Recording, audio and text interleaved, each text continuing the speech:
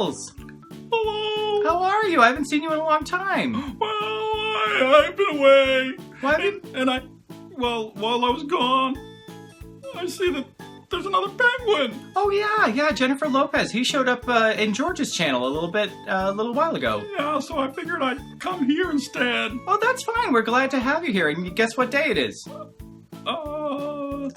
Thursday, I think. It's Thursday. Do you know what we do on Thursdays? No, I was always on the George show. Oh, that's right. Well, on Thursdays, we make a delicious 3-ingredient recipe. Oh, what are you making today? Well, I thought that we would use up some leftovers from another meal.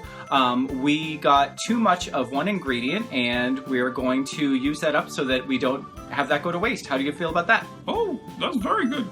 Yep. Make sure you use everything every way. Yep, make sure you use up everything you can. So we are going to make on this week's 3-ingredient recipe, yes, crispy fried shallots. Shallots? Yep. Do you know what shallots are? No. Shallots. There's a movie critic. Oh, Gene Shalit. Oh, that our younger viewers might not know what the heck that's all about. A movie is where you go. No. Gene Shalit.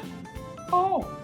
But why don't we just make some crispy shallots anyway? What is a shallot? Well, a shallot is it's sort of like a cross between an onion and garlic. It's an onion. Yep. Is it gonna make me cry? Oh, no. Shallots are very mild. They're much more mild than onions, and we're only going to use a few of them. Okay. All right, you ready to see what ingredients we're going to use? Well, you said a shallot. Okay. All right. As Puddles said, our first ingredient is obviously shallots. Look, they do look like onions. They do, don't they? They look like little tiny onions. Close it. I want to cry. Oh, no, you won't cry. I promise you won't cry. There is no crying today. Okay. So shallots, I don't know about your stores, but in my store, you can't just buy one shallot. You have to buy a whole package, which is great if you use a lot of them, but we only use them for 1 or 2 of them for another recipe. So this will use up the rest of these shallots. What do you think about that? Oh, I like that. Yeah, so you can use as many shallots as you want. We're going to use, 4 or 5 of these shallots for today, and then use up the rest the next time we need some crispy element on top of something else. Okay. All right. What else? Our next ingredient is actually what you'll be frying the shallots in, and that's vegetable oil. Ooh, does it have to be vegetable oil? Can it be like olive oil or? No, you don't want to use olive oil. Olive oil has too low of a burning point, so if you used olive oil, you would either get burning oil or you would burn whatever you put in there. So you're going to want to use something like canola oil or corn oil, something that has a really high temperature burn point at it. Oh. Yep. So we are going to use, it depends on your pan, but you're going to use about 1/2 inch to 3/4 of an inch of vegetable oil. And our third ingredient is, I think I've lost it. I know where it is. Oh, do you? Yeah, I'll be right back. Okay. That's right. Our third ingredient is salt. Yay! Now, we're just going to use a little bit, just a couple pinches to go on top of... Pinch. Oh, that's cute. There's my little joke. Oh, Puddles made a joke. That was very cute.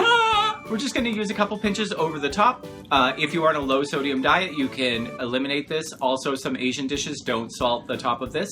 But it does add... Yes. Really? Honestly. Wow. Yep. So you can use this. I find it enhances the flavor, and especially if you like onion rings, they usually have some salt on top of them. So just a little dash of salt. You can also use pepper. Also maybe. How about ketchup? I like ketchup on onion rings. We could even put they're a little bit thin, but we could maybe put a little bit of ketchup on them if you want. Ooh. All right. So let's find out how to make this 3-ingredient recipe. Yay!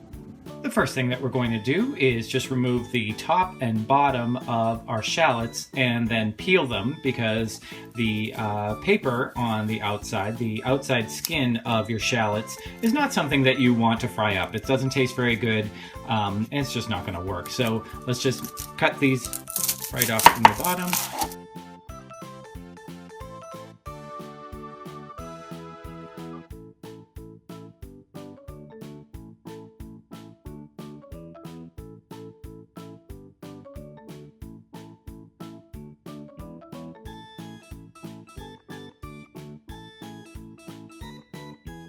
So as you see, I have some paper towels down on my counter now. This is to absorb any water that comes out of your shallot. Your shallots are very full of water, and I'm going to want to get as much water out of it before I go to fry them, because the water can obviously splatter when it hits the hot oil, and it also can cause the shallots to take a while to crisp up. You don't want a nice soft fried shallot, although that would be very nice in, say, a spaghetti sauce or something. We want a crispy fried shallot, and to do that we want to get rid of as much of this moisture as we can. I have a mandolin. This is extraordinarily sharp. This blade right here is so sharp you could very easily cut yourself on it, and we have in this household. So what I'm going to do is I'm going to take this guard, which comes with it, and this has some skewers. You can just stick whatever you're going to slice directly on the mandolin. Now, why am I using a mandolin instead of a knife? It gives you nice even cuts, so that it will fry a lot more easily, and it also just makes it very, very thin, which is what we want, so it will fry up crispy a lot more quickly.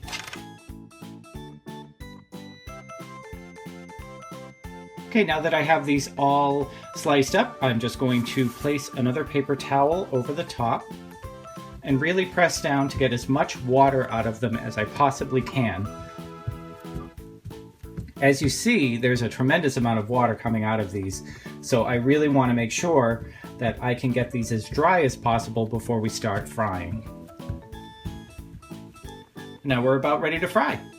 I have a deep, large skillet filled with oil. There's about, I'd say, 1/2 inch or so of oil in here. You could use a wok. In fact, a wok might work a little bit better for this because it's got a lot of surface area. I find the wok doesn't work all that well on my electric stove, so I'm going to be using this deep and large skillet.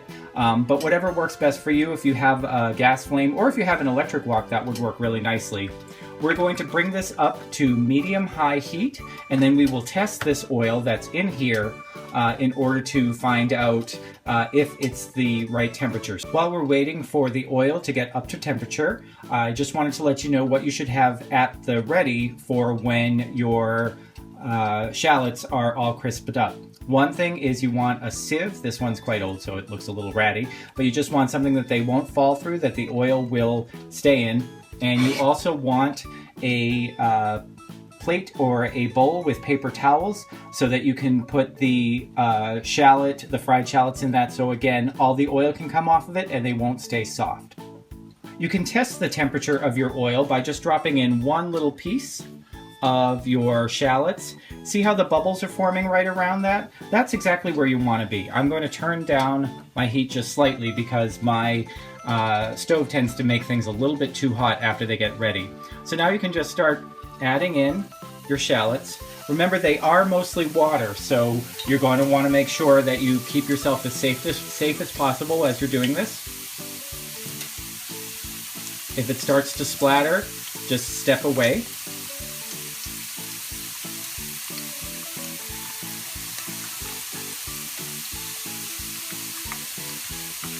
Okay, as you see, these are now a nice brown color. You want to take them out just a little bit before they turn the dark color that you want. You may be tempted to try to leave them in a little bit longer because they don't seem crispy in the oil.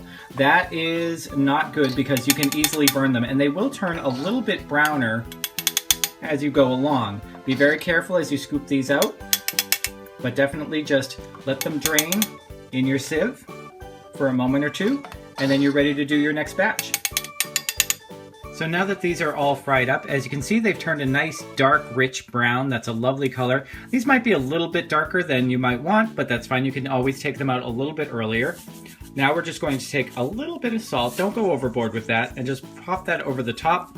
This isn't necessary if you don't want salt in your dish, but it does add a lot of flavor. And then these are nice, I don't know if you can hear, it's nice and crispy. This goes really well on top of a whole bunch of things. The green bean casserole that you're used to at Christmas time or at Thanksgiving time, or on top of a baked potato, or on top of any number of really great Asian recipes. So give them a shot. It takes very little time, it's very easy, and they're really, really tasty. So what do you think, Puddles? Just like an onion ring. It is. Only smaller. It's much smaller. These are little tiny slices. So you wouldn't want to eat them with your hands like onion rings, even though that's what we're doing. But it goes really well as a topping on, let's say you could put it on a baked potato. Ooh. Or if you are making the green bean casserole that you have at Christmas time or Thanksgiving, this is much nicer than those commercially bought French fried onions. So this is really easy. It just takes a few minutes and just 3 ingredients or even 2 ingredients. So why not give it a try? Yay, I'll try a little bit. All right, sounds good.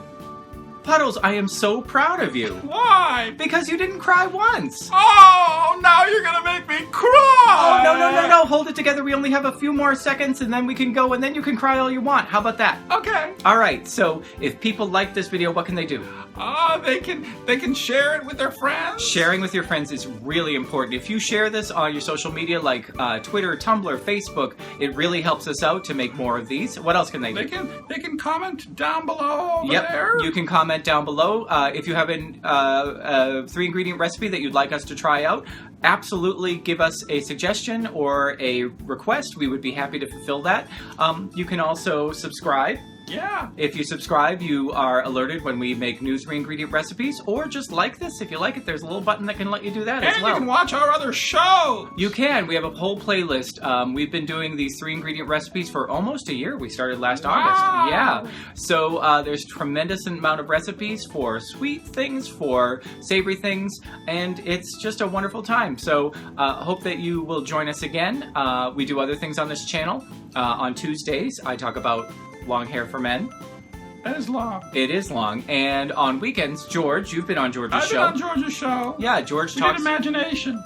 Yep, we did one on imagination, which I'll put a little card right up here or right up here on imagination. Oh, I see it there. Oh, very good. Yep. So we will link to Puddles' George episode, but he talks about good self-esteem. He's here every weekend. We've really enjoyed having you here. Thanks for joining us. We'll see you again next time. Bye-bye. Bye-bye. Just use this to taste. Just a couple of pinches usually does us just fine for this recipe. Pinch me?